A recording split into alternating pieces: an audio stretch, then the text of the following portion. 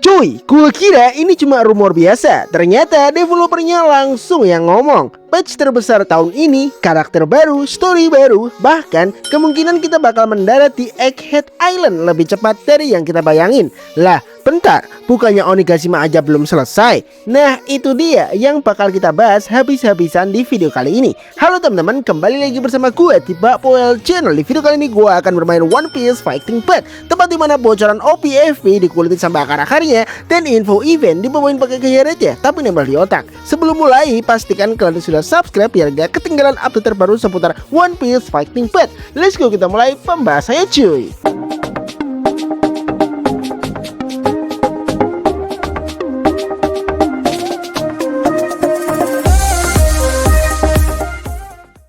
Oke cuy, hari ini akhirnya ada informasi yang bener-bener bikin komunitas OPFP heboh. Dan yang bikin informasi ini makin menarik. Ini bukan leak, bukan rumor, bukan katanya admin Discord, tapi langsung dari pihak developer One Piece Fighting Path. Makanya tingkat kepercayaannya tinggi banget. Developer ngasih teaser kalau update tanggal 9 Juli nanti bakal jadi salah satu big update terbesar tahun ini.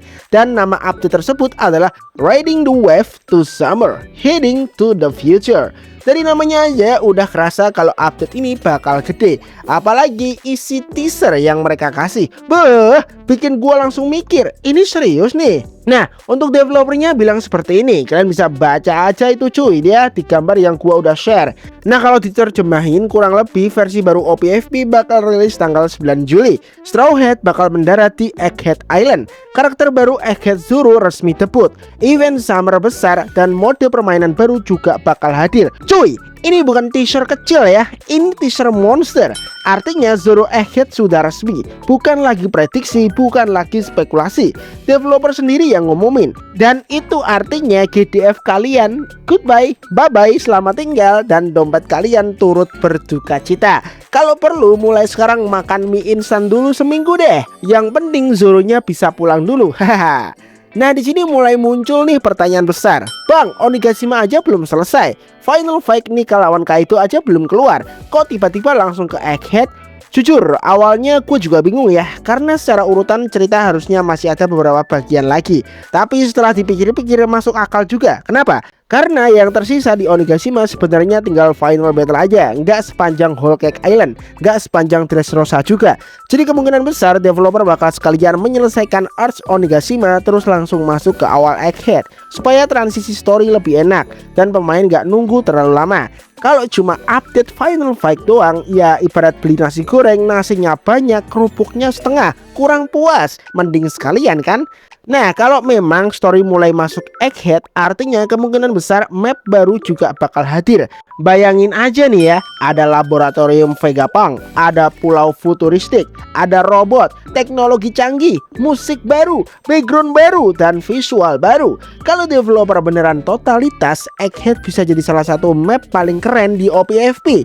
Dan jujur aja, gue udah gak sabar pengen lihat gimana desain mapnya. Semoga aja kualitasnya sekelas Marineford atau Whole Cake Island. Developer juga bilang bakal ada new battle modes, yang ini masih misterius. Nah, ini belum dijelasin mode apa juga. Bisa aja PvP baru, bisa aja boss fight baru, bisa aja mode co-op baru, atau bahkan mode permanen yang bikin pemain gak cepet bosan. Kalau bener ada mode baru, ini kabar bagus banget. Karena salah satu hal yang sering diminta player adalah konten endgame yang lebih banyak. Semoga aja developer bener-bener kasih sesuatu yang fresh. Nah, selain karakter baru, developer juga memastikan bakal ada massive summer event. Jadi menurut gua mulai sekarang jangan boros ya, simpan resource kalian. Karena update kali ini kelihatannya bakal bikin banyak event yang menarik. Nah, kalau menurut gua pribadi ini bisa jadi salah satu update terbesar OPFP tahun ini.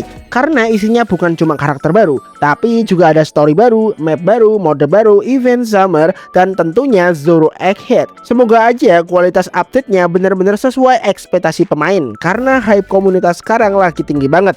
Kalau developer berhasil, kemungkinan besar player lama juga bakal banyak yang balik main lagi. Nah, menurut kalian sendiri gimana nih? Apakah kalian bakal langsung gacha Zoro Egghead atau masih tetap nabung buat karakter berikutnya? Tulis pendapat kalian di kolom komentar ya.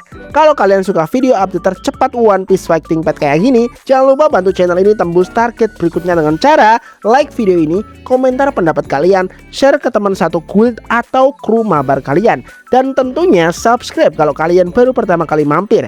Karena setiap ada like, teaser, update resmi, review karakter sampai guide lengkap bakal langsung gua bahas di channel ini. Oke cuy, mungkin untuk videonya cuma itu aja. Thanks banget yang udah nonton dan seperti biasa, peace out. Sampai jumpa di video selanjutnya. Bye bye.